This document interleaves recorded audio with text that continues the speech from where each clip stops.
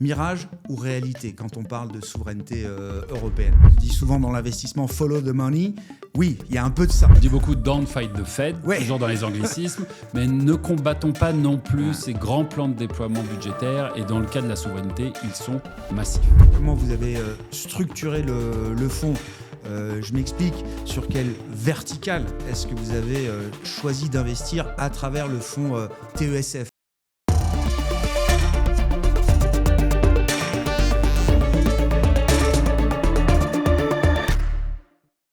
Bienvenue dans In Conversation With, un podcast signé Tikeo Capital qui vous parle d'investissement. Ce thème est consacré à la souveraineté européenne. C'est plus qu'un pressentiment aujourd'hui. Le système monde subit des transformations profondes, passant d'une recherche d'efficience et d'optimisation permanente à une quête de résilience et d'autonomie. Dans ce contexte et face aux défis à relever, l'intervention des gouvernements dans les affaires économiques notamment devient structurelle et guide des investissements stratégiques de grande ampleur, sans précédent.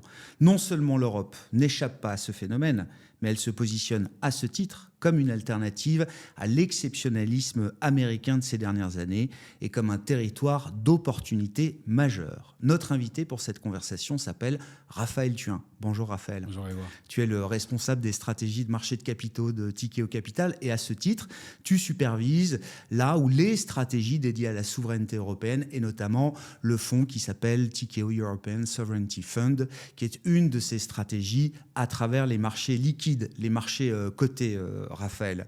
Mirage ou réalité quand on parle de souveraineté européenne? J'ai la chance de voir beaucoup d'industriels de la gestion actifs et je vois que nombre d'entre eux lancent au cours de l'année 2025 des fonds et des stratégies dédiées à la souveraineté européenne. Chez Tikeo, vous avez bien identifié qu'on n'était pas là simplement sur une mode, mais sur un thème profond, structurant, et c'est un thème d'ailleurs que vous avez identifié avant beaucoup d'autres, puisque le fonds a été lancé en décembre 2023. Qu'est-ce qui vous a amené à l'époque, chez Tikeo Capital, Raphaël, à identifier ce sujet de la souveraineté européenne comme un thème structurant, et comment est-ce que vous avez cerné et identifié cette thématique? Oui, un thème profond, structurant. Nous, on parle de méga-tendances de long terme. Et pour l'investisseur, évidemment, les méga-tendances, c'est intéressant. Et quelque chose qui, évidemment, arrive après une succession d'événements, on va dire, géopolitiques, internationaux. On va parler des administrations Trump, on va parler du Covid, on va parler de la guerre en Ukraine, aujourd'hui de la guerre commerciale, on va dire, des droits de douane. Toute une succession d'événements qui font qu'en Europe, oui, il y a une prise de conscience, une volonté de se réoutiller, de réinvestir dans notre futur, se réapproprier des chaînes de valeur, apprendre à nouveau, réapprendre des savoir-faire qu'on a perdus les décennies précédentes. Donc une méga tendance vraiment de long terme. Et effectivement, chez Tikeo, on s'en est saisi maintenant il y a plusieurs années. Ça a commencé avec un fonds de décarbonation sur le private equity dédié à cette thématique en 2018. Dès 2020, un fonds private equity défense aérospatiale. Souviens-toi, 2020, les avions sont cloués au sol, la filière est en grand danger. Il y a besoin de mobiliser du capital pour consolider cette filière, la soutenir, lui permettre de se relancer. Aujourd'hui, on est sur une levée d'un second millésime. On gère aussi le plus gros fonds de cybersécurité en Europe, toujours sur le private equity.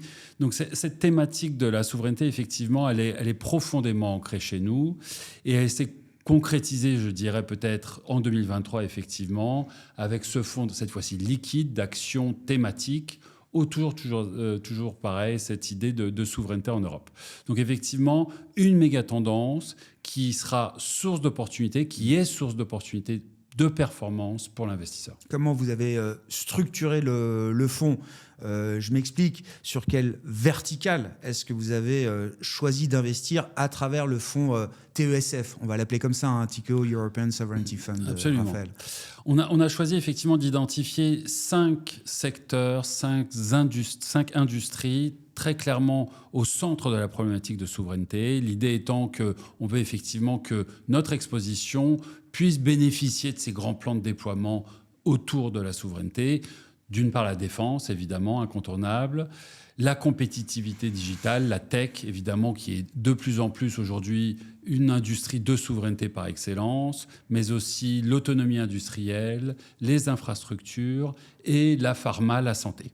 Autant d'éléments d'industrie dans lesquels on a effectivement vu de très près notre fébrilité à l'échelle de l'Europe ces dernières années, notre incapacité à avoir une autonomie industrielle, une autonomie technologique vis-à-vis des grands acteurs internationaux. Beaucoup de ces grands acteurs internationaux, d'ailleurs, ne sont plus très amicaux à notre égard, on le constate. Et face à cela, une volonté de déployer des montants de capitaux exceptionnels en Europe. On parle de plusieurs centaines de milliards d'euros qui doivent ruisseler sur chacune de ces industries. C'est ça. Il y a une vraie réalité, et cette réalité, elle commence par l'argent que l'Europe est capable de mettre sur la table, Raphaël. Absolument. Et on entend beaucoup de cynisme autour de l'Europe, de notre capacité à se mobiliser, de nos contraintes budgétaires qui sont effectivement réelles. Mais la réalité, c'est que malgré tout, on voit des montants de capitaux qui sont astronomiques. Alors la défense, évidemment, quand on parle de 3,5% du PIB, peut-être 5% lorsqu'on inclut la sécurité et la cybersécurité, c'est des montants astronomiques. On va parler de Rearm Europe qui mobilise 800 milliards d'euros. Mais on va parler aussi de la transition énergétique. Repower EU, c'est 300 milliards d'euros à l'échelle européenne à mobiliser sur cette transition énergétique, sur la désensibilisation de nos économies vis-à-vis du gaz russe, une thématique de souveraineté par excellence là aussi. On va parler du CHIPS Act sur la technologie avec 42 milliards d'euros autour des semi-conducteurs. Bref, toute une série de grands plans de déploiement d'argent public et privé qui doivent ruisseler dans les filières et donc bénéficier aux grands champions européens. On va revenir dans le détail notamment du thème ou du sous-thème de la défense, du thème du numérique également, qui sont quelques-unes des grandes verticales que vous avez dans cette stratégie, Raphaël. Mais ouais, pour un investisseur et pour des investisseurs ou des gestionnaires d'actifs comme Tikehau Capital, d'avoir de l'argent public qui vient ouvrir la voie, c'est important. Ça permet effectivement d'avoir une stratégie pertinente en tant qu'investisseur privé pour vous. Absolument, c'est un déclencheur de tendance. Et d'ailleurs, on va dézoomer un petit peu et regarder cette problématique d'un point de vue général. Concrètement, pour l'investisseur dans l'histoire, se mettre en face du stimulus budgétaire, aller contre les déploiements fiscaux, c'est souvent une mauvaise idée. Mieux vaut les accompagner, c'est souvent source de performance. Et effectivement, quand des centaines de milliards d'euros sont déployés face à des grands donneurs d'ordre et des grandes entreprises européennes, on doit voir une explosion de chiffre d'affaires, un potentiel de profitabilité et donc de la performance. Donc c'est vraiment cette idée que cette impulsion des pouvoirs publics doit pouvoir accompagner une forme de performance. On dit souvent dans l'investissement « follow the money ». Oui, il y a un peu de ça. Là où va l'argent, et l'argent des grands donneurs d'ordre et des grands donneurs d'ordre publics, oui, c'est un chemin à suivre pour l'investisseur privé derrière. Exactement. Et on dit beaucoup « don't fight the Fed », toujours dans les anglicismes, mais ne combattons pas non plus ces grands plans de déploiement budgétaire. Et dans le cas de la souveraineté, ils sont massifs. Le but de cette quête de souveraineté, c'est quoi? C'est réindustrialiser au maximum ce qu'on a perdu en matière de savoir-faire industriel, d'empreinte industrielle, en Europe au sens large, ou est-ce que c'est réindustrialiser l'essentiel? Comment on fait la différence? On imagine bien qu'on ne va pas tout réindustrialiser chez nous, mais en même temps, on a bien vu, et tu l'as dit à travers des exemples de la santé, de l'industrie, des infrastructures critiques, qu'on a perdu un certain nombre de savoir-faire. Comment on règle le curseur entre les savoir-faire qu'on a envie de voir revenir, de réindustrialiser, et ceux qu'on a oubliés définitivement, ou en tout cas qu'il ne serait pas pertinent de ramener sur nos territoires? Oui, c'est une très bonne question, et c'est une question dont on n'a pas complètement la réponse aujourd'hui. Il y a un modèle à réinventer.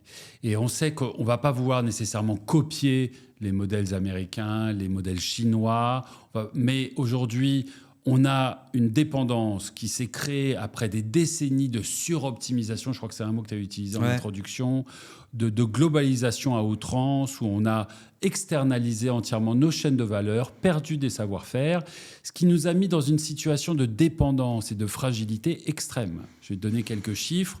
Sur la défense, on parle beaucoup de la défense, il y a eu des décennies de sous-investissement. On entendait le nombre de tanks en Allemagne, une statistique comme une autre. Ouais. Il est en baisse depuis 1992 de 92%, le nombre de tanks dans l'armée allemande. Quand on prend la commande des dépenses d'équipement militaire en Europe, elle est à 80% dirigée vers l'étranger, vers le non-européen, vers l'américain. Ouais. On dépend quasiment entièrement de l'industrie américaine pour nous défendre face à la menace extérieure. Autre exemple frappant. Autre exemple sur la pharma, 80% des ingrédients pharmaceutiques actifs utilisés dans la production de médicaments en Europe viennent de l'étranger, et tu le devineras, de Chine principalement et un peu d'Inde. Tout ça, ce sont des thématiques de souveraineté grave qui font que lorsque la guerre est à nos portes, lorsqu'une pandémie nous frappe et qu'on est dans la nécessité de devoir produire des médicaments, des masques ou autres, lorsque nos capacités industrielles doivent être mobilisées pour faire face à des événements, on est globalement dans une forme d'incapacité chronique, de fragilité. Et cette prise de conscience aujourd'hui, elle a eu lieu. Si on prend le cas de la défense, évidemment, et c'est sans doute le premier pilier ou le socle incontournable qui permet de bâtir une stratégie de souveraineté en Europe, Raphaël, qu'est-ce qui fait que tu y crois ? Qu'est-ce qui fait que vous y croyez réellement chez Tikehau Capital ? Je reprends ma question, mirage ou réalité ? C'est presque un peu le fil rouge de ce podcast, mais c'est vrai que l'Europe de la défense, c'est quelque chose auquel on réfléchit, auquel on pense. Nos dirigeants réfléchissent depuis quelques temps avec toujours le constat que c'est difficile d'avancer et de créer une véritable Europe de la défense. Comme tu le dis, avec une guerre à nos portes, toujours un conflit de haute intensité qui a marqué ces dernières années entre la Russie et l'Ukraine, il y a des raisons d'imaginer qu'il y a un vrai besoin en la matière. Comment ça se traduit concrètement ? Et si on prend des exemples d'entreprises, c'est vrai que on ramène toujours tout à Airbus parce que c'est un succès européen majeur et qu'on a réussi à rassembler plusieurs pays autour d'un projet industriel dans l'aéronautique et la défense, en l'occurrence. Airbus a aussi des activités de défense. Là, il y a des entreprises emblématiques que le plus grand nombre a découvert sur le plan boursier, ne serait-ce que sur le plan boursier. Une entreprise comme Rheinmetall est devenue une star, une darling des portefeuilles boursiers au cours de l'année 2025 en Europe, notamment. Raphaël, qu'est-ce qui est intéressant, selon toi, dans ce cas d'investissement Rheinmetall, et en quoi est-ce qu'il est emblématique, peut-être, d'un embryon ou plus d'Europe de la défense ? Ouais, alors, effectivement. Donc, la défense, c'est l'emblème même de ce que la souveraineté peut produire en termes de performance, prise de conscience dans l'urgence, mobilisation de capitaux, mise à contribution des grands acteurs de la défense en Europe et performance boursière exceptionnelle. C'est vraiment exactement le cas d'école de ce qu'on doit mettre en place vis-à-vis de la souveraineté. Et dans ce cas d'école, tu cites à juste titre l'étoile montante, Rheinmetall, qui n'est pas seul, mais qui est effectivement assez emblématique. Donnons quelques chiffres. Rheinmetall, aujourd'hui, c'est environ 10 milliards d'euros de chiffre d'affaires. Il y a 3 ans, c'était plus proche de 5 milliards d'euros. Aujourd'hui, le management anticipe d'ici 2030 un chiffre d'affaires à 50 milliards d'euros. Donc là, on voit les effets de cette mobilisation de budget, cette mobilisation d'argent public et privé. Les carnets de commandes sont pleins à craquer. On est capable de se projeter sur plusieurs années de carnets de commandes. Il y a des files d'attente pour pouvoir être servi. Et donc, évidemment, ça se concrétise par un chiffre d'affaires qui explose, x5 dans l'espace de 4-5 ans. Petit 1. Petit 2, non seulement ce chiffre d'affaires explose, mais la profitabilité croît.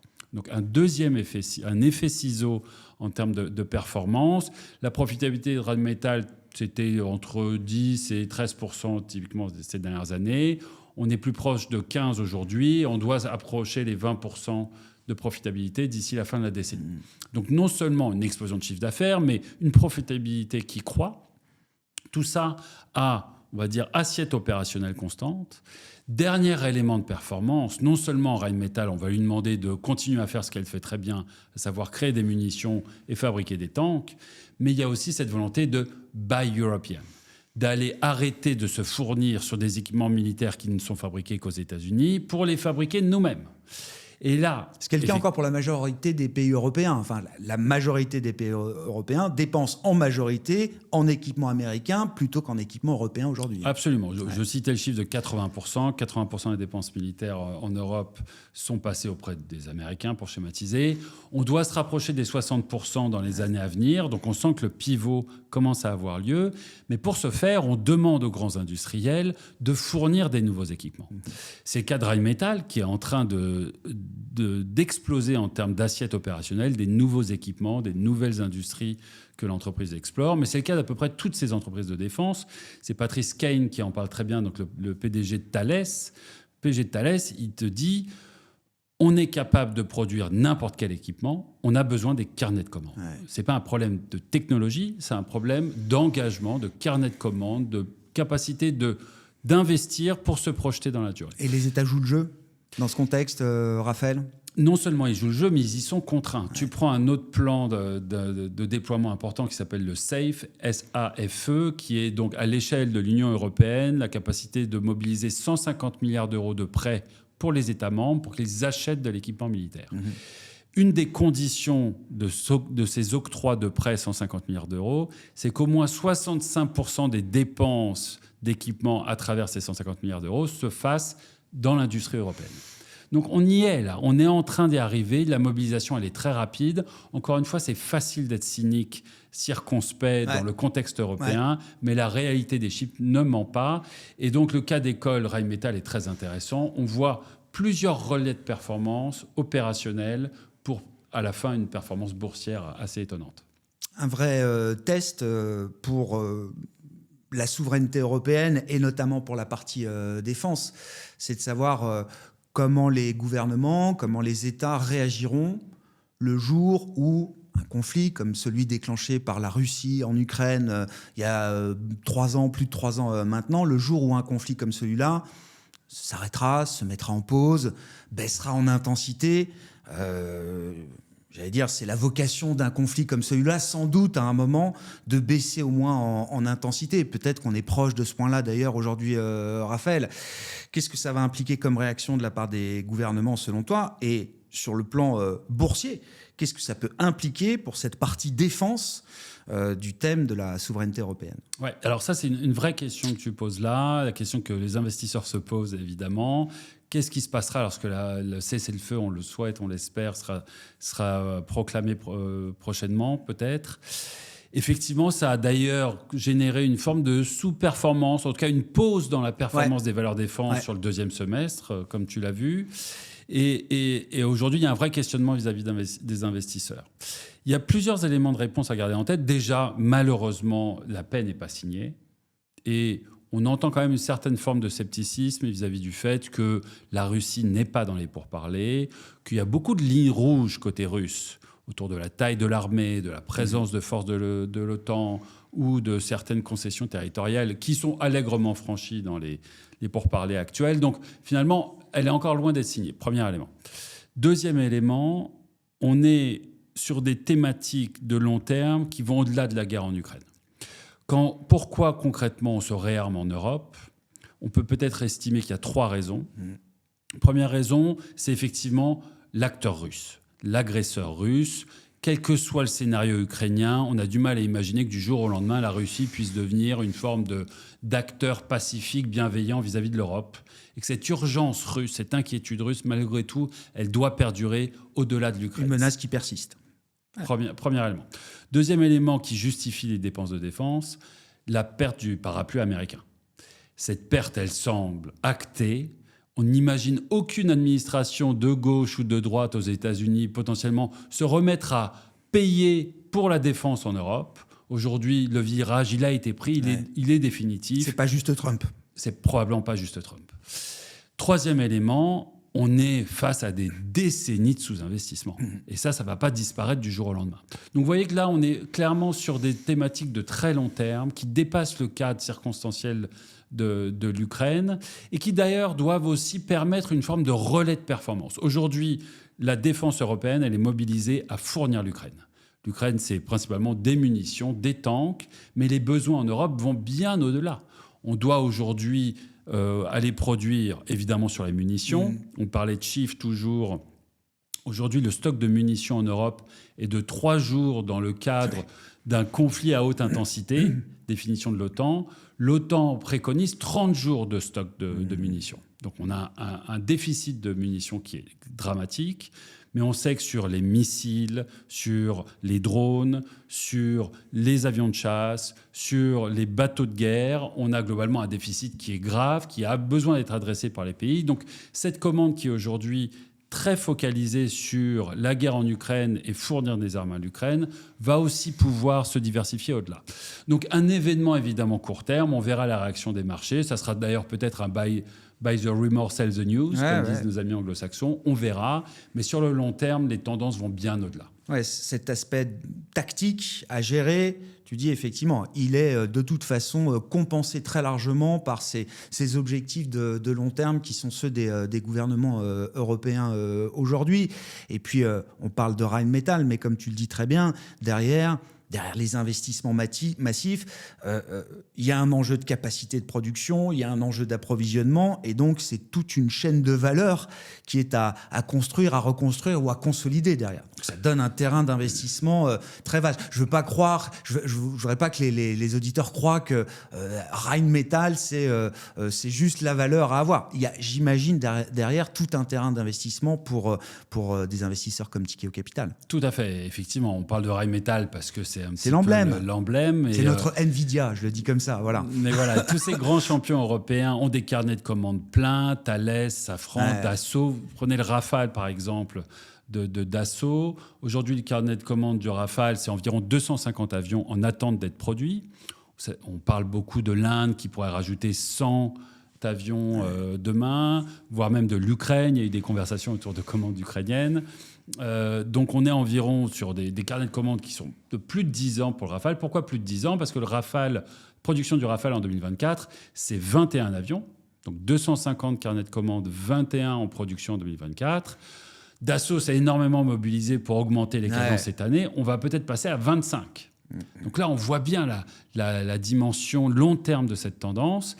Et donc, tu l'as bien adressé. Non seulement ces grands donneurs d'ordre ont des carnets de commandes pleins, mais ils s'assoient sur ce qu'on appelle la base technologique et industrielle de défense en Europe, qui est très fragmentée. En France, on parle de 4500 petites entreprises, qu'on finance d'ailleurs beaucoup chez Tikehau à travers le private equity, qui elles aussi ont par ruissellement des carnets d'ordre très pleins, et elles aussi ont besoin d'investissement, besoin de capitaux, besoin de mobilisation pour pouvoir soutenir cette commande.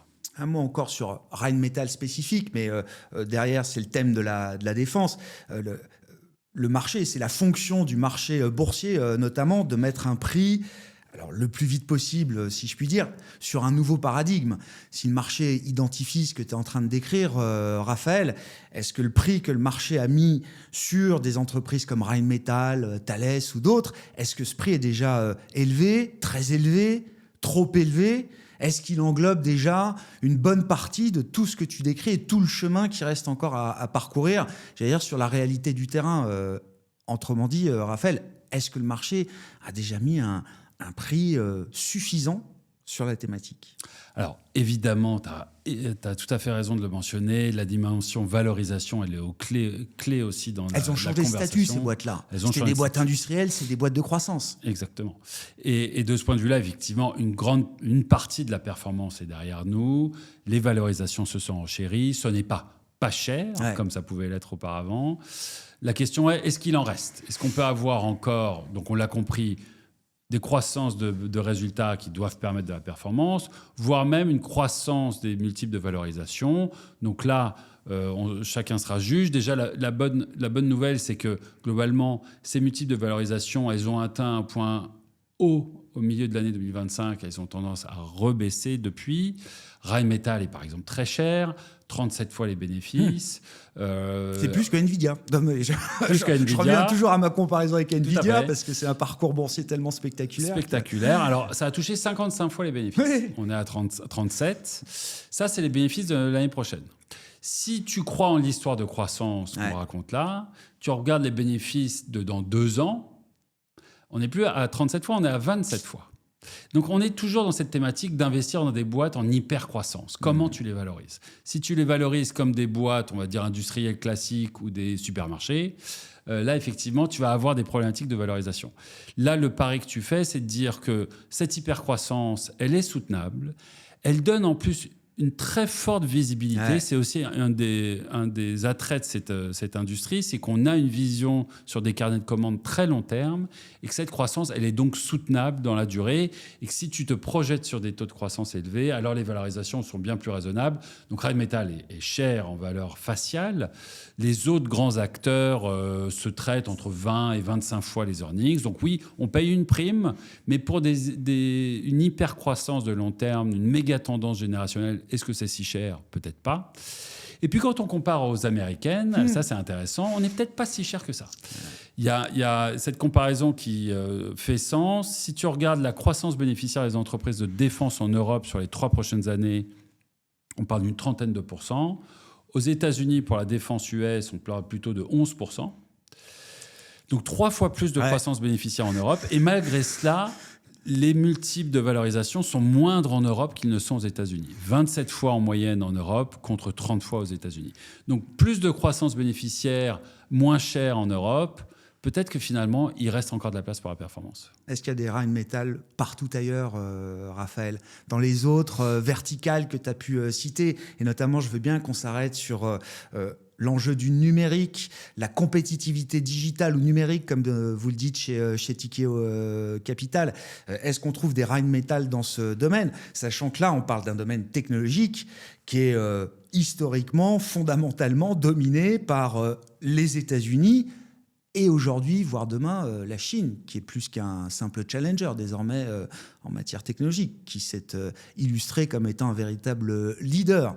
Quelle est la place de l'Europe là-dedans? Et dans quel domaine est-ce qu'on peut être souverain sur le plan technologique?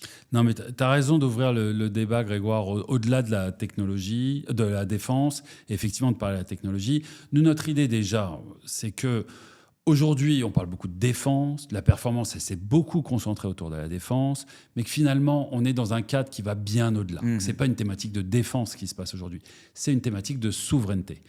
Qu'aujourd'hui, la menace est une menace militaire, mais quand demain, si demain, Taïwan est envahi par la Chine ou qu'on perd accès aux puces Nvidia, qu'est-ce qui se passera pour la technologie en Europe? Qu'est-ce qui se passe si on perd accès à certaines industries, certaines technologies? On comprend bien que finalement, ce qui se passe dans la défense aujourd'hui pourrait se passer ailleurs demain.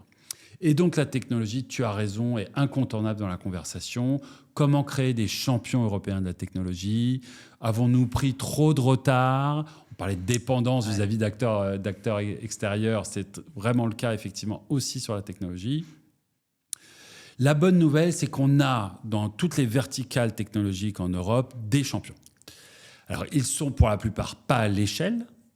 Beaucoup souffrent d'un manque d'investissement, d'un manque de capitaux, d'un manque de prise de risque de nos gouvernements et aussi de l'épargne privée. Mais concrètement, quand tu regardes sur les semi-conducteurs, on n'a pas Nvidia, mais on a ASML.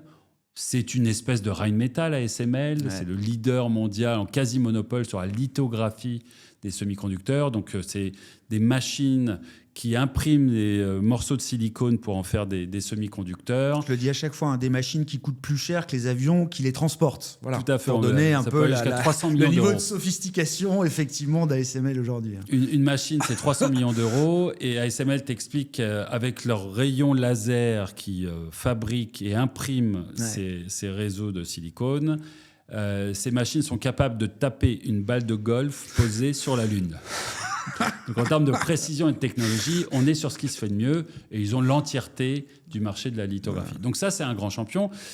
Globalement, sur les semi-conducteurs, évidemment ASML, il y a ASM International, il y a NXP, on a Infineon, on a des grands champions qui ne sont pas à l'échelle, qui ne sont pas nécessairement suffisamment bien capitalisés pour être agressifs sur ces marchés, mais qui ont ce potentiel de croissance, de positionnement, qui sont des leaders chacun dans leur thématique. On a des champions sur les logiciels, SAP, Dassault Systèmes, sur le cloud, OVH en est un, Dassault Systèmes est aussi actif sur le cloud, sur quantité de segmentation, on va dire, de verticale de la technologie. Mais le point commun de ces grands champions internationaux, c'est qu'ils ne sont pas à l'échelle. Ouais. Et donc, on a besoin d'une forme de projet européen. Il y a une question de survie pour certains d'entre eux, Raphaël. Je ne veux pas revenir sur les noms que tu as pu citer, mais le fait de ne pas être à l'échelle, pour certains de ces acteurs, c'est la survie qui se joue demain. Une question de survie, en tout cas de compétitivité. Ouais. Être capable d'aller chercher des parts de marché et être capable de fournir dans un ensemble cohérent une plateforme souveraine technologique à l'Europe. On a bien compris qu'on ne serait pas capable de rattraper notre retard des hyperscales, des modèles hyperscale américains et chinois. Et c'est probablement pas ça qu'il va falloir mener de notre point de vue. Il ne faut pas se tromper de combat. Il ne faut pas se tromper de combat. Ce qu'on doit être capable de faire, c'est d'actionner des leviers de souveraineté à travers des champions européens dans un ensemble cohérent qui permettent de construire une plateforme digitale cohérente en Europe et qui nous permettent aussi en Europe d'adresser l'éléphant dans la pièce. Parce qu'aujourd'hui, l'IA, on en parle évidemment beaucoup à juste titre, on va parler de l'infrastructure IA, ouais. On va parler du business to consumer, les chat GPT de ce monde qui s'adressent aux consommateurs, mais la vraie jambe de croissance de l'IA, elle n'est pas encore arrivée, c'est l'industrie. C'est être capable de révolutionner l'automatisation, les usines. Là, on parle d'un marché de 100 000 milliards de dollars, l'industrie mondiale. Et ça, c'est pour ça aussi qu'on dit qu'on est au tout début de cette hyper tendance IA. On est vraiment aux premières années d'un cycle qui sera probablement de 10, 15, 20 ans. Et ça sera notre capacité, nous, Européens, de construire une plateforme cohérente, compétitive, dans l'entièreté des verticales IA, à travers ces champions européens, qui doivent nous permettre de rattraper notre retard. Mais tu dis, voilà, il ne faut pas se tromper de combat, et tout est encore à faire, et il y a plein d'entreprises et d'industries en Europe qui sauront se montrer suffisamment agiles pour justement se saisir des opportunités que l'IA va leur apporter. Voilà, et donc se transformer grâce à ces technologies-là. Absolument. Et on a aujourd'hui les champions positionnés dans chacune des verticales de la technologie qui doivent nous permettre, dans un ensemble cohérent, avec une volonté collective, de positionner une plateforme Europe vis-à-vis de cette croissance IA. On l'a déjà un peu évoqué dans cette conversation, Raphaël, mais il y a d'autres grandes verticales dans ce fonds TESF chez Tikehau Capital. Alors, l'industrie, bien sûr, les infrastructures critiques, comme tu dis, il y a la question de la santé. Et donc, là aussi, dans tous ces domaines, il y a des champions. C'est quoi des exemples de champions européens emblématiques dans chacune de ces verticales Ouais, ce sont des verticales qui sont très importantes aussi. Sur l'infrastructure, par exemple, on parle beaucoup du plan allemand de défense de 500 milliards d'euros. Ce n'est pas un plan de défense, c'est un plan de défense et infrastructure. Ouais. Absolument. Et dans cette thématique de souveraineté, effectivement, les infrastructures énergétiques, de transition énergétique en particulier, d'électrification, sont essentielles. En Europe, on a des grands champions, Vinci, Eiffage, Iberdrola sont des grands champions. Ils doivent pouvoir faire face à cette demande publique, encore une fois massive, 300 milliards d'euros sur REPowerEU par exemple, qui doivent se transformer en performance pour l'investisseur. Donc ça, c'est une thématique qui est très forte, l'infrastructure. L'autonomie industrielle aussi. On est dans une forme de révolution industrielle. On cherche probablement en Europe à faire ce que le président Trump fait aux États-Unis, à savoir une espèce de renaissance, réindustrialiser notre tissu économique à travers certaines thématiques d'ailleurs. On les a citées autour de l'énergie, des data centers, de l'électrification. En France et en Europe, des entreprises comme Legrand, par exemple, comme Schneider, sont potentiellement très bien positionnés aussi pour faire face à cette commande publique. Donc on est Air Liquide, Atlas Copco. Tout ça sont des grands champions qui doivent être capables de bénéficier de ces grands plans de déploiement. Sur la santé aussi, ça aussi c'est une thématique de souveraineté. On l'a vu pendant le Covid à nos dépens. Et dans ces conditions, effectivement, voir l'émergence de grands champions autour de la pharma qui, encore une fois, pourraient bénéficier de cette prise de conscience n'est pas totalement incongru. Donc plusieurs relais de performance finalement, mais toujours avec cette thématique commune qui consiste à dire plans de déploiement budgétaire importants qui vont être source de performance long terme sur différentes industries stratégiques pour l'Europe. Ouais, d'ailleurs, la partie autonomie industrielle, comme vous la nommez, la partie infrastructure critique, on va parler du fonds en tant que tel, Raphaël, mais c'est des thématiques ou des verticales qui font partie des plus gros poids dans le fond, dans la stratégie TKO, European Sovereignty Fund. Hein, c'est ça. Tout à fait. C'est des poids tout à fait conséquents. Et la bonne nouvelle, quand on va au-delà de ça, c'est que d'une part, on a le potentiel effectivement d'avoir une méga tendance, une forme de marée qui soulève tous les bateaux en même temps, mais aussi aller faire de la sélection de valeur dans chacune de ces industries, aller chercher les grands champions internationaux en Europe susceptibles de bénéficier de cette tendance. Et la bonne nouvelle, c'est qu'en Europe, on a des très grands champions, des très belles entreprises, on en a cité quelques-unes, qui sont en termes fondamentaux tout à fait en ligne avec ce qui se fait de mieux, par exemple, aux États-Unis. Ouais. Et en termes de valorisation, traitent beaucoup moins cher. Ouais. L'industrie en Europe, aujourd'hui, c'est pas très cher en termes de multiples de valorisation. La santé traite à une très forte décote. Donc, une photo fondamentale qui est parmi les meilleures de ce qui se fait aujourd'hui sur la cote.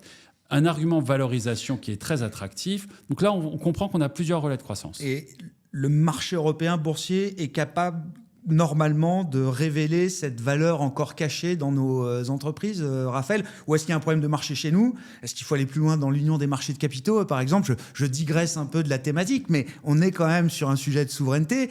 Ou est-ce que ces boîtes-là finiront par certaines d'entre elles à aller se coter sur des marchés qui les valorisent mieux, à savoir le marché américain, par exemple? Non, tu as raison d'en parler. C'est l'infrastructure financière, elle est aussi motif de souveraineté. Ouais. Et effectivement, cette union des marchés de capitaux, elle est aujourd'hui une nécessité impérieuse.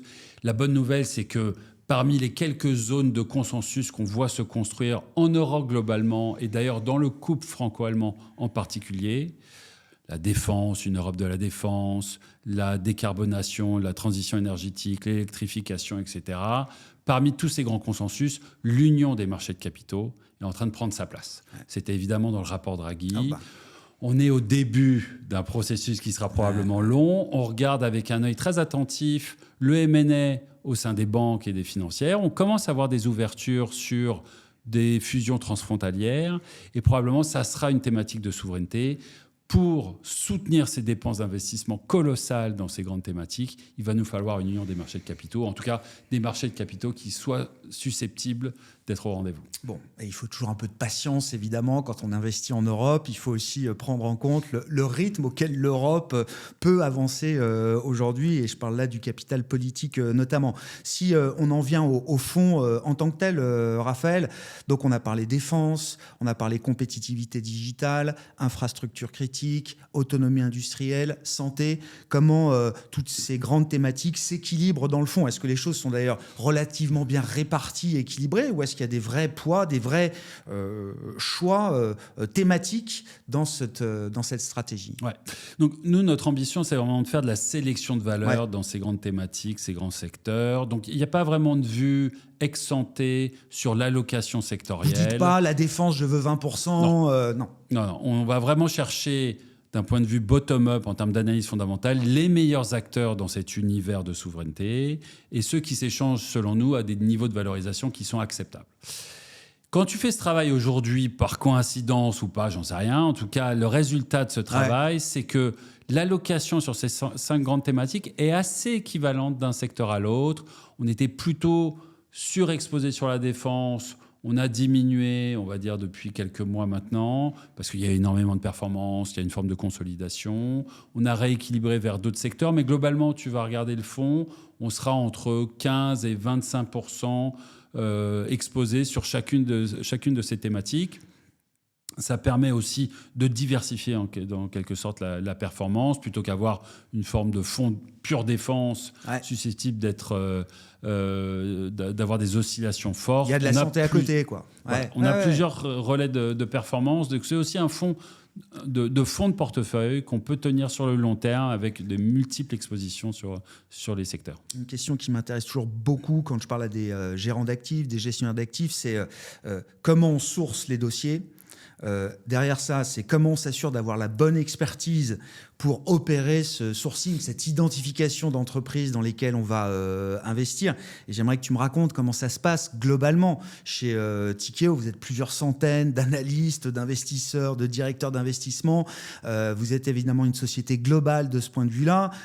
Qu'est-ce qui vous fait dire qu'à chaque moment, vous avez la bonne expertise au bon endroit pour aller identifier le dossier que personne n'a encore vu, ou quand je dis personne, que le plus grand nombre n'a pas encore détecté? Ouais, c'est un de nos atouts chez Tikehau, effectivement. On est donc une plateforme d'investissement globale. On a 17 bureaux dans le monde, plus de 700 collaborateurs, avec effectivement cette thématique de souveraineté qui résonne beaucoup et qui résonne sur toutes les classes d'actifs qu'on gère. Donc on fait du private equity, on fait de la dette privée, on fait des infrastructures et de l'immobilier, des actifs réels, et donc on fait des actifs liquides avec plusieurs solutions d'investissement autour de la souveraineté dans chacune de ces verticales. Donc ça nous a permis de développer d'une part des équipes d'investissement autour de la souveraineté spécialisée. On parlait de la défense par exemple tout à l'heure, on a plus de 30 spécialistes investisseurs dans la défense spécialisés. Mais qui viennent de l'industrie. Enfin, certains d'entre eux viennent de l'industrie. Ils ont passé 20 ans dans l'industrie. Tout à fait. Je ne sais plus qui disait l'autre jour que ces gens-là, ils ont plus souvent porté des casques de chantier que des cravates. Et j'aimais bien cette image-là parce que c'est vrai. C'est des anciens de Dassault, des anciens de Safran. Il y en a un qui m'a dit, je suis bilingue. Je parle industrie, mais aussi finance. J'ai les deux casquettes, quoi. Exactement. Et pour ces chaînes de valeur très complexes, très fragmentées, c'est pas inintéressant d'avoir cette granularité dans nos expositions. L'autre relais de performance, c'est qu'on s'associe avec les grands acteurs de chaque filière. Donc, on est en partenariat stratégique avec Airbus, Safran, Dassault, Thales, qui ont investi dans nos fonds, qui nous aident en termes de sélection de valeur aussi, qui nous expliquent les ressorts aussi de cette chaîne de valeur très fragmentée. On travaille avec Unilever sur la biodiversité. Ça vous donne un coup d'avance à chaque fois? Ça aide énormément. Ça aide énormément. Et c'est vraiment une des valeurs ajoutées qu'on apporte dans la sélection de valeurs. C'est ce qui a justifié aussi que les performances ont été très bonnes. C'est qu'on s'entoure de spécialistes dans chacune de ces filières pour pouvoir mieux les comprendre et mieux investir à travers tous ces fonds. C'est un portefeuille qui est géré comment aujourd'hui? Est-ce que ça tourne beaucoup?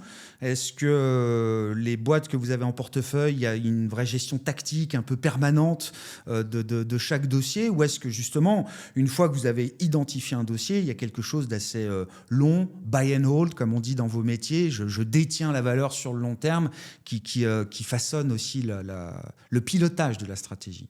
Alors c'est une gestion de conviction concentrée entre 30 et 40 valeurs sur ce fonds action Tikehau European Sovereignty Fund, dont les ressorts sont les suivants. Donc on a dit identifier les secteurs liés à la souveraineté, s'assurer que lorsqu'on sélectionne une valeur, elle sera potentiellement susceptible de bénéficier de ces plans de déploiement de capitaux, mais aussi aller chercher les entreprises de très grande qualité, les meilleures entreprises, les mieux positionnées dans chacun de ces secteurs. La bonne nouvelle, c'est qu'une entreprise de qualité aujourd'hui, elle était souvent hier, elle le sera sûrement demain. Donc, il n'y a pas besoin de faire tourner le portefeuille en permanence. Ce n'est pas de la spéculation court terme. On est vraiment sur des méga tendances de long terme. Alors, parfois, il y a des changements de tendance, des nouvelles technologies, des nouveaux acteurs. Donc, il faut savoir être réactif. Mais on est globalement sur une gestion de long terme. Ce qui va justifier une forme de turnover dans le fond, c'est les valorisations. Lorsque les valorisations nous semblent excessives, on a la discipline d'aller faire tourner le portefeuille et de prendre profit. Concrètement, tu disais c'est un fonds de fonds de portefeuille, une stratégie de fonds de portefeuille. Qu'est-ce que ça veut dire en termes d'objectifs et moi, en tant que client potentiel, quelle espérance je peux avoir par rapport à un fonds comme celui-là? Donc, traditionnellement, les horizons d'investissement, on va souvent parler de 5 ans pour ce type de fonds. Et effectivement, dans le déploiement de ces tendances, plusieurs années sont nécessaires. C'est très vrai en particulier sur les tendances industrielles, de défense lourde, où on sait que le CAPEX met du temps à se déployer, la montée en cadence est assez longue. Et globalement, ces méga tendances, quand tu regardes Internet, quand tu regardes le téléphone portable, quand tu regardes l'émergence du cloud, il a fallu 10, 15, 20 ans pour vraiment aller au bout de ces tendances-là. C'est aussi pour ça qu'on dit que l'IA est probablement au début de cette tendance-là, et que cette tendance de souveraineté aussi, on parle probablement de décennies devant nous, de déploiement. Donc voilà, c'est un aspect d'investissement long terme. Et effectivement, on parlait de fonds de portefeuille parce que sur plein d'égards, c'est de ça dont il s'agit. Il est bon d'avoir dans son portefeuille une exposition à certaines de ces tendances intergénérationnelles, un peu moins sensible aux cycles, un peu moins sensible aux aléas politiques, géopolitiques qu'on peut avoir dans des cycles de marché habituels, qui peuvent vraiment permettre de générer de la performance sur le long terme de manière vraiment stratégique, on va dire. Avec toujours l'idée qu'il faut bien avoir conscience qu'on embarque aussi des risques quand on a investi dans des entreprises cotées en l'occurrence. C'est quoi le ou les risques, effectivement, que l'investisseur particulier, par exemple, doit avoir en tête quand il investit dans un fonds comme celui-là? Bon, au-delà d'un risque du marché action général sur lequel je passe, évidemment, il y a cette thématique de souveraineté. On comprend que finalement, cette thématique de souveraineté, elle se nourrit d'une part d'une forme de cette prise de conscience en Europe de nos fébrilités et aussi de l'actualité, de la triste réalité de notre monde géopolitique aujourd'hui, de l'antagonisation quotidienne qu'on constate. On le voit tous les jours en ouvrant le journal, une nouvelle nouvelle autour de cette inquiétude métaphysique presque qui nous ceint en Europe. Si on était dans une forme d'accalmie, de pivot dramatique, de reglobalisation, on serait sur une forme d'anti-souveraineté. Malheureusement pour nous, heureusement pour le fonds, on n'est pas aujourd'hui en état de constater cette tendance-là, mais effectivement, c'est là-dessus que la souveraineté se nourrit. In Conversation with Raphaël Thuin. Merci beaucoup, Raphaël. Merci d'avoir partagé ton analyse, ton éclairage sur cette thématique de la souveraineté européenne dans ce podcast signé Tikeo Capital. Merci à vous.